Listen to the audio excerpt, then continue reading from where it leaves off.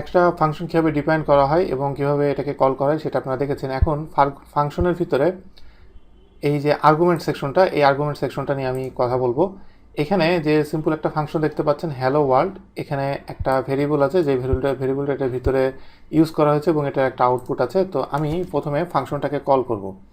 তো কল করতে গেলে আমাকে জাস্ট সিম্পল এটাকে আমি লিখলে এটা চলে আসবে এবং এটার ভিতরে আমি যে কোনো ভ্যালু আমি এখানে দিতে পারি। যেমন এখানে আমি হ্যালো আমি এইটা দিলাম, দেওয়ার পরে এখন আমি এটাকে কল করলাম।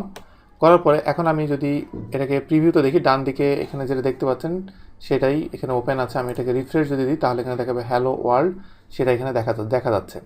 তো এখন এখানে এটার ভিতরে যেই ভেরিয়েবলটা আপনারা দেখতে পাচ্ছেন, যে এই ভেরিয়েবলটা হলো ফাংশনের ভেরিয়েবল। আপনি যখন এখানে কল করবেন আপনাকে এরকমভাবে ইউজ করার দরকার নাই যে আমি যদি এখানে এইভাবে একই ভেরিয়েবল নেম দিই, এটা নট নেসেসারি।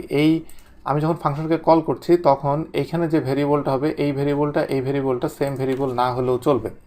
যেমন আমি এখানে নেম ইকুয়াল টু হ্যালো আমি দিলাম। এখন এখানে এই নেম ভেরিয়েবল যেটা সেটা আমি এটার ভিতরে আমি দিলাম, দিয়ে এটাকে আমি সেভ করলাম। করার পর আমি যদি রিফ্রেশ দিই তাহলে এখানে একই টাইপের আউটপুট সে দেখাচ্ছে। একই টাইপের আউটপুট দেখানোর কারণ হলো এইখানে যে ভেরিয়েবল এটার সাথে এই দুটোর সাথে কোনো রিলেশন নাই।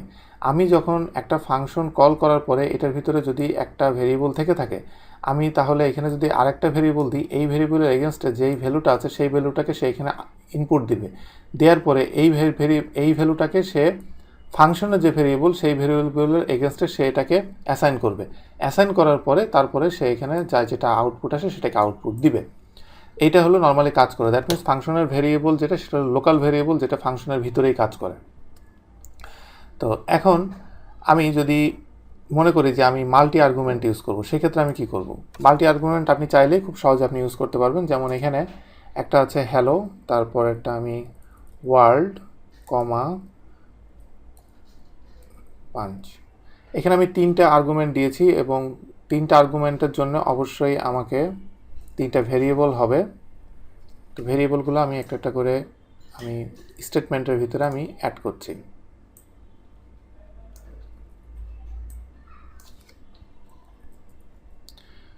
তো আমি এই 3টা এখানে অ্যাড করলাম। এখন আপনাকে যে কাজটা করতে হবে, আপনি যখন একটা ভেরিয়েবল একটা ফাংশন আপনি 3টা আর্গুমেন্ট দিয়েছেন, দ্যাট মিনস আপনি যখন এই ফাংশনটাকে কল করবেন অবশ্যই সেই ফাংশনের জন্য আপনাকে 3টা আর্গুমেন্টই পাস করতে হবে। যেমন আমি যদি string underscore functions dot PHP এই ফাইলটাতে আমি যাই, এটাতে আমি অলরেডি এটার উপর আপনাদেরকে লেসন নিয়েছি। এইখানে স্ট্রিং রিপ্লেস যেই ফাংশনটা আছে, যে পিএইচপিতে বিল্ট ইন এটা আছে, এটার ভিতরে যদি দেখেন যে এখানে 3টা আর্গুমেন্ট আছে। প্রথম আর্গুমেন্টটা হলো যে স্ট্রিংটা রিপ্লেস করতে চাই, কোনটা দিয়ে আমি রিপ্লেস করতে চাই সেটাকে আমাকে খুঁজে বের করতে হবে, ফাইন্ড। এরপরে আমি কি দিয়ে রিপ্লেস করব সেটা, এরপরে কোনটার ভিতরে আমি রিপ্লেস করব সেটা। এই 3টা জিনিস একদম রাইট অর্ডারে আমাকে এই যে কমা দিয়ে এটা আমাকে লিখতে হবে। ইভেন আমি এখানে ভেরিয়েবলও ইউজ করতে পারি, সরাসরি স্ট্রিংও ইউজ করতে পারি। তো এই জিনিসটা এখানে আমি এই কাজটাই করব, কারণ আপনি যখন একটা ফাংশনের ভিতরে এরকম আর্গুমেন্ট দিয়ে দেবেন অনেকগুলো, কল করলে 3টা আর্গুমেন্টই আপনাকে এখান থেকে দিতে হবে। এখন আমি এখান থেকে একটা আমি নেম যেটা সেটা তো অলরেডি আমি দিয়েছি। এখন পরের যে দুইটা, সেই দুইটা ভিতরে আমি যদি দিই ওয়ার্ল্ড এবং কমা দিয়ে আরেকটা আমি যদি পাংচুয়েশন মার্ক দিই এবং আমি এটাকে সেভ করলাম।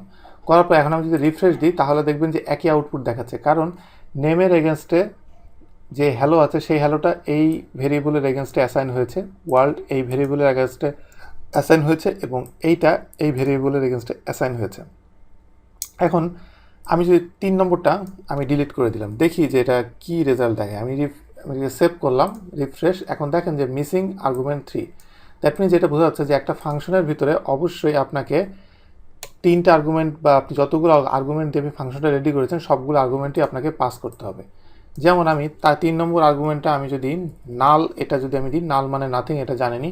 এখন আমি যদি রিফ্রেশ দিই তাহলে এখানে দেখবেন হ্যালো ওয়ার্ল্ড, লাস্টে পাংচুয়েশনটা নাই, কারণ আমি এখানে পাংচুয়েশন দিই না। এখানে কোনো কিছুই আউটপুট দিবে না, সেই জিনিসটা আমি এখানে দিয়ে দিয়েছি, যার কারণে এটার হ্যালো ওয়ার্ল্ডের পরে আর কিছু আসে নাই।